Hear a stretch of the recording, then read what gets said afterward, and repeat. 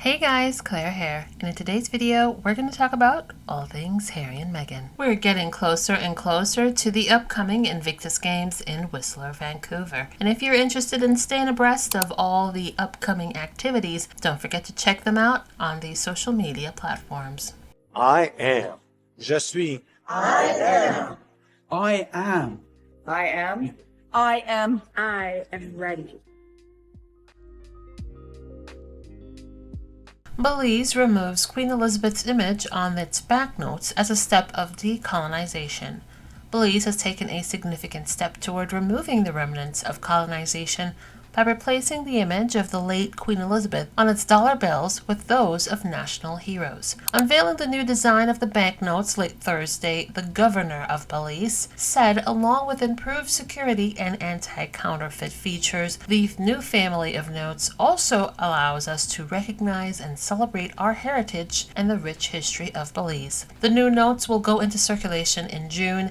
Instead of Queen Elizabeth's image, the new $100, $20, and $5 bills will feature the first Prime Minister of Belize. The $50, $10, and $2 bills will bear the likeness of the founding member of Belize's major political parties. Belize's current Prime Minister said that the new images exemplify their national heroes who symbolize their resistance. Another one bites the dust. Now, some people are still talking about Prince Harry's outcome of his most recent case against NGN. Now, in the last video, we spoke about the police requesting some of the documents from the case and pondering if this would potentially lead to some sort of serious ramifications for NGN and people like Rebecca Brooks, who are still very much involved in the media. Now, some people are beginning to talk about Prince Harry's next court case. And if it's one thing the Duke of Sussex will do, is to stay on their necks when it comes to pursuing some sort of accountability from the press and the palace. So let's do a deep dive of the timeline from now until the Daily Mail case, just to get us up to speed on what can we expect. February through March 2025. Harry's legal team will be filing additional documents and witness statements to strengthen their case. Possible leaks of damning evidence to generate public support. Interviews or public statements reaffirming the case's importance in fighting media intrusion. And then coordination with privacy advocates and legal experts to reinforce their stance. The Daily Mail's defense, continued attempts to have the case dismissed or limit the scope of evidence. The Daily Mail will release hit pieces targeting Harry and Meghan's lifestyle, financial independence, or credibility. The Daily Mail will do speculative reporting about the potential settlement to plant doubt in the public. And the Daily Mail will palace sources emphasizing how the lawsuit hurts the monarchy. Oh, Papa, we're done with you. Expected media spins. Headlines focusing on Harry's obsession with lawsuits or suggesting Meghan's influence, and distractive, positive coverage of William and Kate and their projects to overshadow legal developments. April through May, formal hearing begins. Harry's legal team, presentations of hard evidence, including emails, phone records, and whistleblower testimonies. They have over 100. High-profile witnesses may testify, including former journalists or staffers from the palace. Courtroom revelations that could implicate senior media figures and palace insiders. And the Daily Mail's defense. Strong counter-arguments about public interest and press freedom. The Daily Mail's defense, attempting to discredit Harry's claims as exaggerated or outside legal timeframes. Further public pressure to portray the lawsuit as financially driven. Potential attempts to settle quietly to avoid damaging revelation.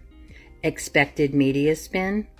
Emphasis on Harry dragging his family through the mud. Been there, done that. Focus on William's leadership and rising influence in contrast to Harry's personal vendetta. June and July, media warfare peaks. Harry's team, possibly unveiling major findings such as proof of unlawful surveillance or connections to palace leaks, public calls for greater media regulation and accountability, and continued social media campaigns supporting his efforts. We're here for you. The Daily Mail's defense: heightened attacks, painting Harry as a traitor to British institutions. The Daily Mail's defense: strategically timed interviews with royal-friendly commentators discrediting Harry's motives. And trial adjournment strategies to delay proceedings. The expected media spin: story suggested Harry regrets the legal battle and wants to reconcile. Been there, done that. Distractions such as Kate's public engagements or William's Earthshot initiatives. August through September 2025, the verdict and the aftermath. If Harry wins. Headlines downplaying the ruling, focusing instead on financial payouts rather than accountability. We're seeing that right now. Speculation on how the monarchy will distance itself from Harry further. Legal implications of other media outlets under scrutiny. Stronger regulations on press practices. If Harry loses, intense scrutiny of his future projects and financial claims that his credibility is permanently damaged. Speculation on further legal actions or appeals. Expected media spin: winning, what's next for Harry and Meghan, pushing for their next steps in Hollywood, not activism. Losing, the end of Harry's crusade, suggesting he'd stop fighting and focus on family. Who's the most at risk? Senior editors and reporters at the Daily Mail. Current and former palace staff who may be exposed as media informants. Other UK tabloids that might face renewed scrutiny and laws. The monarchy, if links between press collusion and senior royals are proven. Final takeaway: this legal battle could redefine media accountability in the UK, or, if lost, embolden the tabloids to continue unethical practices with impunity.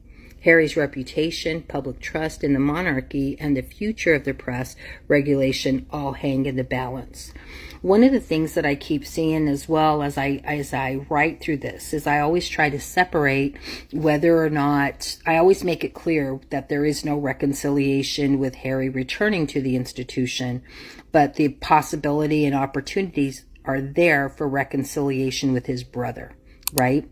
Do I think that when it comes to the media, the institution is standing very firm with them as contributors as well? We're going to see how it plays out. I'm paying attention to the news, so we just have to stay in front. We'll do media spins and get in front of it so that when we are seeing it and we're reading it, we are prepared. It's like, all right, this is their spin. This is their spin. So keep your eye on the prize, guys. It's funny how so many of us who have been paying attention for the past few years can sort of predict the methodologies that are going to be used from the press and the palace. We know that whenever a project or anything that Harry and Meghan releases, okay, it's going to be done on this date, we know that someone from Kensington Palace, William or Kate, will be out and about on that same day or the day before in order to do that sort of weird competitive PR thing that they constantly do. Or we know that if there is a lawsuit, the British press is going to really hone in on some horrible stories about Harry and Meghan. And now what they seem to be doing is using their connections to some of the people in the American press. If you're not paying attention, then you will miss that there are so many transplants from the Royal Rota, from the UK tabloids more specifically, who work in American media. The most known and talked about one right now is Will Lewis with the Washington Post. But yeah, Vanity Fair, most of these American publications, if you look deep enough, you'll find a transplant from the UK tabloids, unfortunately. But it's interesting that there are so many people who are just really sick and tired of the same old when it comes to Harry and Meghan and the attacks they face from the UK press. Right.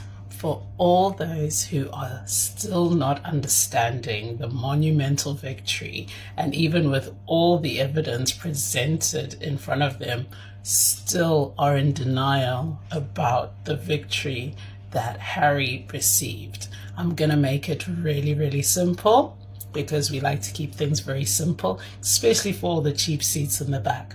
So all those who are still saying, but he settled. Prince Harry didn't settle. He received a settlement. There's a big difference. Okay, so Prince Harry, it was never about the money for him, okay?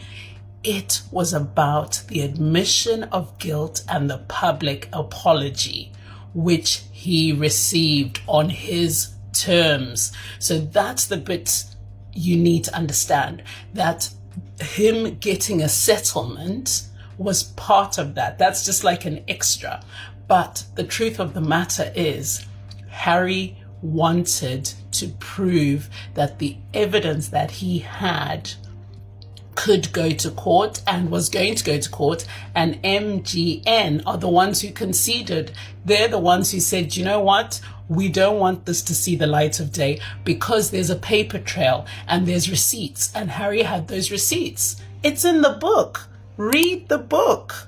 Read the book. So I hope that settles it. He didn't settle. He got a settlement. End of story. Well done, Prince Harry. I love it. Into their private lives. If you're speaking about memoirs, I think everybody in this country has amnesia, because King Charles himself wrote a memoir in 1994 where he absolutely slated Queen Elizabeth and and Philip. He basically said that Philip was a bully and that his wife or his mother was cold and that she was more interested in work than having a relationship with him. So at the time there was polls run in the tabloids and they were asking, is Charles fit to be king? And everyone said a resounding absolutely not. Strip him of his titles. He should never be monarch. So the apple doesn't fall far from the tree. Of course, Harry can write. The only difference is Harry stood down as a senior member of the royal family before he released his book, whereas Charles was actually still a very strong senior member of the royal family, and he's now king. Also, you have to remember that the king himself, and we all seem to forget, he did the Dimbleby interview, he did the Dimbleby book. He pretty much, I remember the time very much at the time that the Duke of Edinburgh was furious about what was said about him. And so this isn't, what Harry has done. We all sit in a modern way with Netflix and all that was available to him. Is it that different from the Dimbleby documentary and the Dimbleby book, in where the king actually, as Prince of Wales, was very critical of his mum and dad, and his schooling, to the degree that Princess Anne, disagreed with him and went in the defence. So, you can see it from other point of view. Random facts from Prince Charles's semi-authorized 1994 book, The Prince of Wales. This concerns his relationship with his mom and dad. Much has been said about their relationship, that the parents were distant, that Philip and Charles didn't really get along, and that is really backed up in this book, and I think it explains a lot of why Charles is the way he is today, liking positive feedback and affection and warmth. Basically, it says that the Prince Charles was frequently subdued and withdrawn, serious to the point of solemnity. To friends and relatives, it was also clear that the Duke of Edinburgh found this demeanor irksome. He goes on to say that Philip was quick to rebuke his son, in public no less than in private, for inconsequential errors. He often seemed intent not merely on correcting the prince, but even mocking him as well. Later it says that one friend says Charles was frightened of him. Pretty sad. I'm not the only one who has noticed that the British press, but more specifically, I feel like a lot of William and Kate fans online tend to feel the need to create certain narratives whenever anything positive happens for Prince Harry. So not only are they trying to downplay Harry's accomplishments, feels a little juvenile, but with the state of social media these days, just about everything is polarizing. It's a little exhausting. So Harry settled, which, the truth be told, where he accepted the offer of settlement from the Sun or NGN, which, having sat with it, I understand.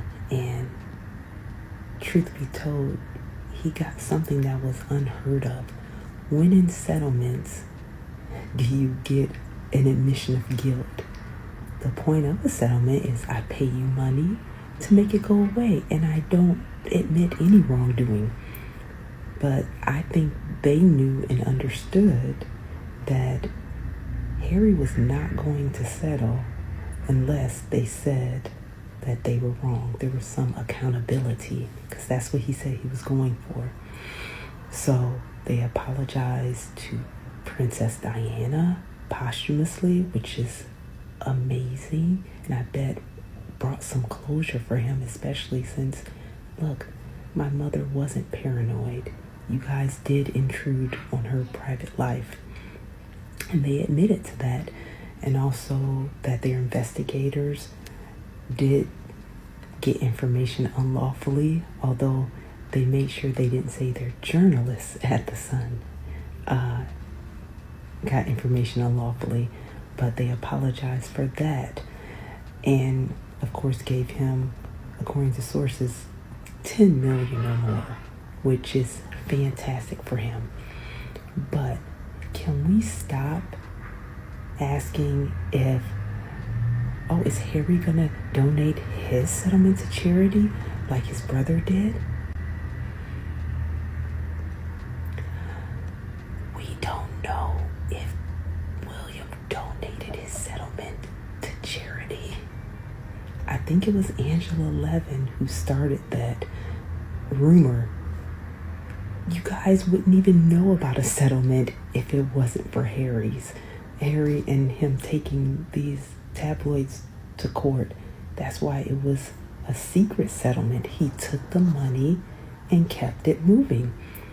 And no, he did not donate it to Invictus. Oh my gosh. All of these lies to make William seem like he's doing something great. Look, just let him be over there. Why do you have to make up lies to make it seem like he's a better person than Harry? That it feels like jealousy and feels like desperation. Because the truth of the matter is that when Harry and Meghan started transitioning from being a part of the Royal Foundation, money was transferred to the Endeavor Fund that was already their money. It's just no longer going to be under the umbrella of the Royal Foundation, which is where all of Harry, Will, Kate, Meghan, all of their charitable work was under that umbrella.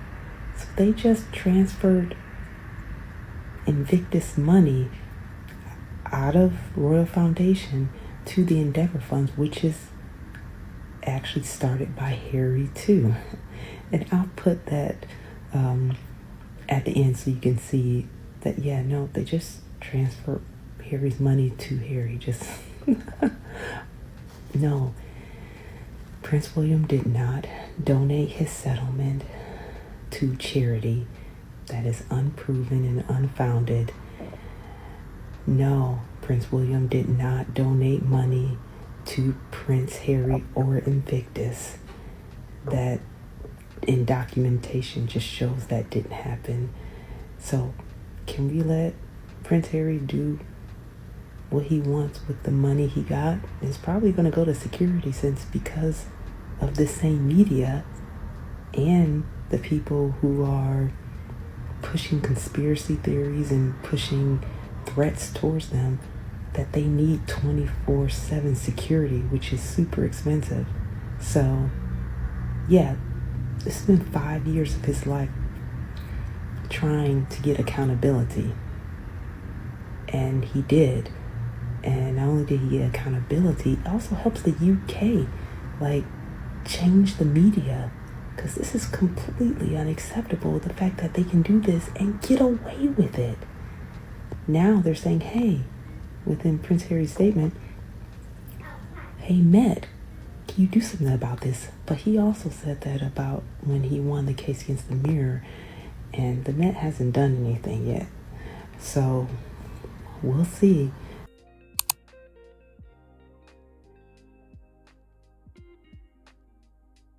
I am so proud of this young man. He got a full apology for himself. He also got a full apology for his mother. unlike the other prince who took hush money, didn't tell anyone about it, and called his own mother paranoid. Diana will be looking down from heaven and will be very, very proud of Harry.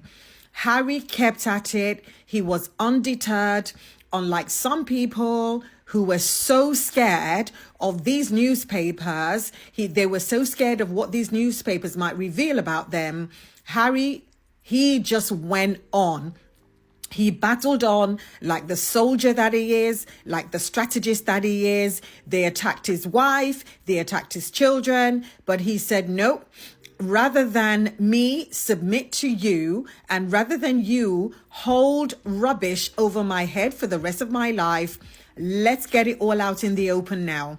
He's opened a can of worms, and people are calling for the Leveson inquiry part 2. If the government has any balls, there should be a part 2 Leveson inquiry. I am so happy for Harry. He gets a great settlement, which he thoroughly deserves, because trust funds need to be opened, generational wealth needs to be built, and he also gets an incredible, a full and unequivocal apology for himself and his mother.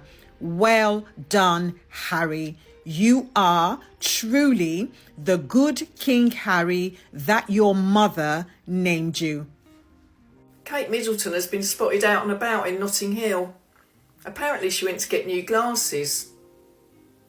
She should have gone to Barnard Castle. Isn't that where the toffs go to get their eyes tested? Is she going to regret it? I mean, there's a reason why our eyesight fails as we get older. I think Kate's in for a nasty shock when she gets to see William in 20/20 vision.